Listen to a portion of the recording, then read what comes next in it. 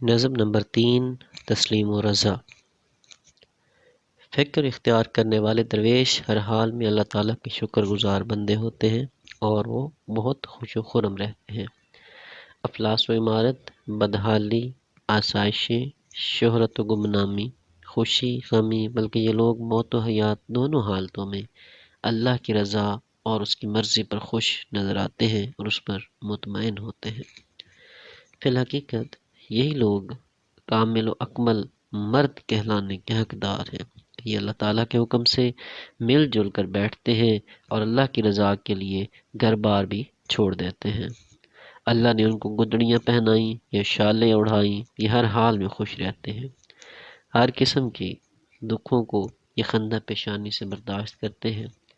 یہی لوگ اللہ کے ولی کہلاتے ہیں، لیکن ایسے لوگ دنیا میں بہت کم دستیاب ہیں۔ انسان ہوتے ہوئے انسانی تقاضوں کے یہ خوش رہنے والے لوگ فرشتے کے لقب کے حقدار بھی ہیں، جو ہر حال میں اللہ کی رضا پر شاکر رہتے ہیں۔